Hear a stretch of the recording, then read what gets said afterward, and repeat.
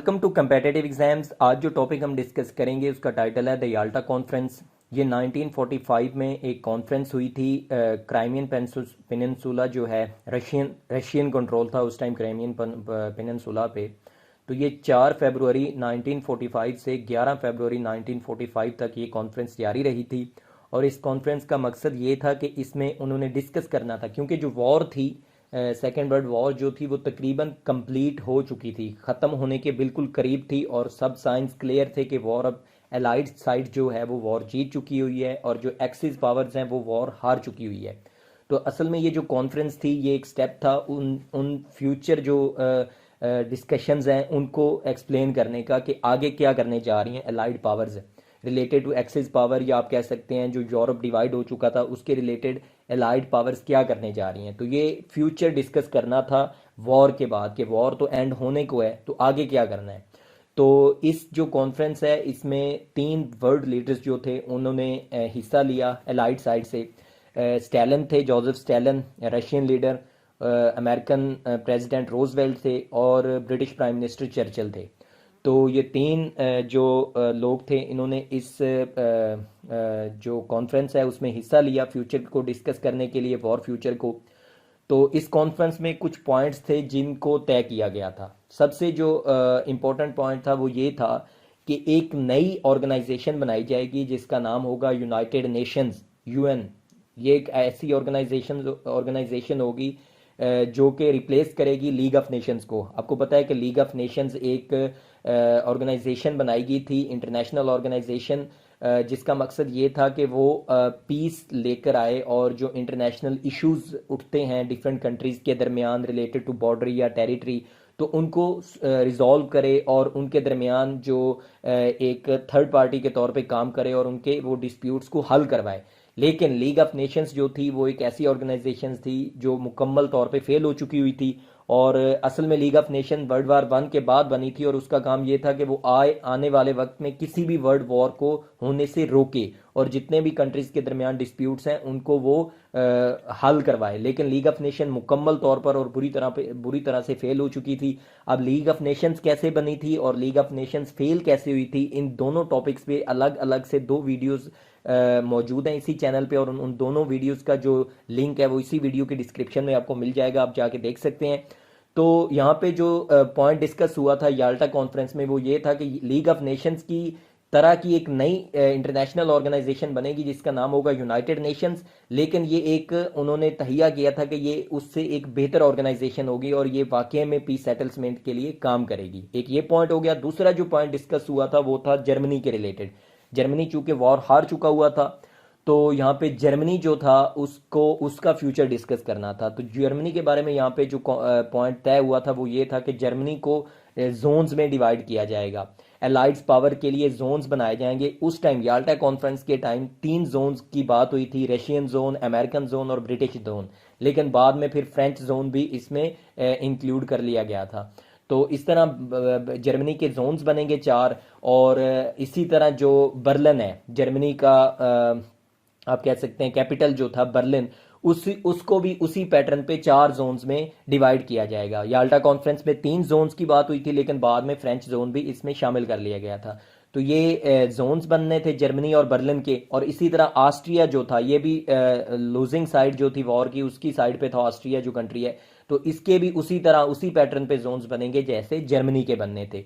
तो जर्मनी और ऑस्ट्रिया के बारे में ये पॉइंट तय हुआ था। और जो तीसरा पॉइंट तय हुआ था वो ये था कि ईस्टर्न यूरोप जो है जो कि मुकम्मल तौर पर रशियन कंट्रोल में आ चुका था, और ईस्टर्न यूरोप में ये डिस्कस हुआ था कि यहाँ पे फ्री एंड फेयर इलेक्शंस करवाए जाएंगे, क्योंकि रशियंस जो थे वो कम्युनिस्ट गवर्नमेंट थी उस टाइम। और ये जो ईस्टर्न यूरोप था ये पूरी की पूरी बेल्ट जो थी यूरोपियन कंट्रीज जो ईस्टर्न साइड पे थे वो रशियंस के कंट्रोल में थे और वहाँ पे कम्युनिस्ट गवर्नमेंट्स जो थी वो सेट की जा रही थी रशियंस की तरफ से। तो यहाँ पे ये पॉइंट तय हुआ था कि वहाँ पे फ्री और फेयर जो हैं वो इलेक्शंस करवाए जाएंगे ईस्टर्न यूरोप में, उनका फ्यूचर डिस्कस उनके फ्यूचर के रिलेटेड ये था।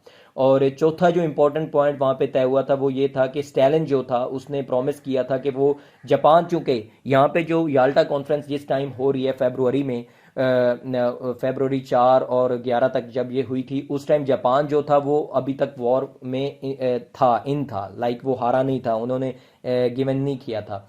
तो यहाँ पे जापान के बारे में जो फ्यूचर वॉर स्ट्रेटजी थी वो भी डिस्कस हुई। तो यहाँ पे जो स्टैलिन था, जोसेफ स्टैलिन था, उसने जापान के अगेंस्ट वॉर को ज्वाइन करने का यहाँ पे डिसीजन लिया एलाइड पावर्स के साथ। और साथ में उसने जो 2 पॉइंट थे वो डिस्कस करवाए कि जो साखालिन आइलैंड है जापान के कंट्रोल में, वो सारे का सारा रशिया को मिले, और साथ में कुछ टेरिटरी जो है वो मंचूरिया में भी उन्होंने मांगी स्टैलिन ने।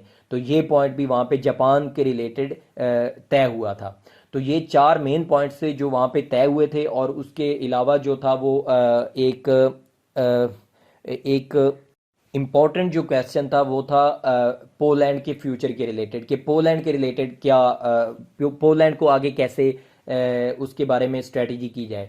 तो यहाँ पे पोलैंड के बारे में जो एक इंतहाई इंपॉर्टेंट पॉइंट है वो ये है कि पोलैंड जो था वो पूरे का पूरा जो था वो कंट्रोल में था रशियन गवर्नमेंट के। यहाँ से पोलैंड से जो जर्मन फोर्सेस थी, इनको रशियन फोर्सेस ने पीछे धकेल दिया था, और पूरे का पूरा पोलैंड जो था वो रशियन कंट्रोल में आ गया था। और रशियंस ने जो वहाँ पे लबलिन जो सिटी थी पोलैंड की, वहाँ पे उन्होंने एक कम्युनिस्ट गवर्नमेंट जो थी वो सेट कर दी थी पोलैंड के लिए।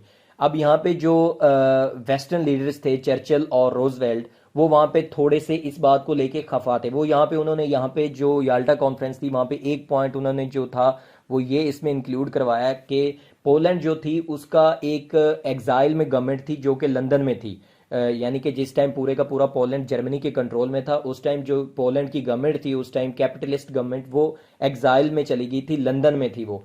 तो यहाँ पे जो वेस्टर्न लीडर्स थे चर्चिल और रोजवेल्ट, उन्होंने कहा कि जो वो लंदन वाली कैपिटलिस्ट गवर्नमेंट है उसके भी कुछ लोग जो हैं उनको भी यहाँ पे जो लबनान में आपने कम्युनिस्ट गवर्नमेंट सेट कर रखी है उसमें इंक्लूड किया जाए और उसमें उनको कुछ वजारतें वगैरह दी जाएं। तो यहाँ पे ये पॉइंट भी पोलैंड के रिलेटेड डिस्कस हुआ था। और दूसरा जो इम्पोर्टेंट पॉइंट है यहाँ पे पोलैंड के रिलेटेड, वो इम्पोर्टेंट इसलिए भी है कि वो आप कह सकते हैं कि जो कोल्ड वार शुरू हुई थी कम्युनिस्ट ब्लॉक और कैपिटलिस्ट ब्लॉक के दरमियान, उसकी एक बहुत इम्पोर्टेंट कलीदी एक पॉइंट है, वो ये था कि पोलैंड का जो कंट्री है उसमें जो रिवर ऑर्डर और रिवर नेसे, ये 2 दरिया थे, इसके ईस्टर्न साइड पे जो कंट्रोल था वो भी रशियंस का था। तो यहाँ पे कुछ जर्मन्स थे, तकरीबन कोई 5 लाख जर्मन्स जो थे उनको यहाँ से निकाल के रशियंस ने बाद में उधर धकेल दिया था जर्मनी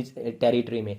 तो यहाँ पे जो रशियंस का डिमांड थी वो ये थी कि ऑर्डर और नेसे, ये दोनों जो रिवर्स हैं, इनके ईस्टर्न साइड पे जो पोलैंड की टेरिटरी है वो पोलैंड के कंट्रोल में दी जाए, ना कि जर्मनी के कंट्रोल में दी जाए। लेकिन ये एक डिमांड थी, याल्टा कॉन्फ्रेंस में ये सिर्फ एक डिमांड थी और इस पे कोई एग्रीमेंट नहीं हुआ था। बाद में फिर पोट्सडैम कॉन्फ्रेंस में इस पे एग्रीमेंट्स हो गए थे, लेकिन याल्टा कॉन्फ्रेंस में सिर्फ स्टैलिन ने ये डिमांड की थी कि रिवर्स जो हैं ऑर्डर और नेसे, ये दोनों दरियाओं के जो मशरकी साइड, जो ईस्टर्न साइड है, उसमें जो टेरिटरी है वो पोलैंड के कंट्रोल में दी जाए। ये क्यों मांग रहे थे कंट्रोल के लिए, पोलैंड के कंट्रोल के लिए ये टेरिटरी? क्योंकि पोलैंड पे कम्युनिस्ट गवर्नमेंट थी और रशियन के कंट्रोल में वो पूरी की पूरी गवर्नमेंट थी, इसलिए स्टैलिन ने ये डिमांड की थी। लेकिन यहाँ पे ये इंतहाई इंपॉर्टेंट है कि यहाँ पे कोई एग्रीमेंट अभी तक इस पे नहीं हुआ था, लाइक चर्चिल और रोजवेल्ट ने इस पे कोई एग्रीमेंट नहीं किया था। तो ये थी पूरी याल्टा कॉन्फ्रेंस जिसमें ये मेन पॉइंट्स डिस्कस हुए थे। इसके अलावा कुछ माइनर पॉइंट्स भी थे, लेकिन ये मेन पॉइंट्स थे जो वहाँ पे डिस्कस हुए थे।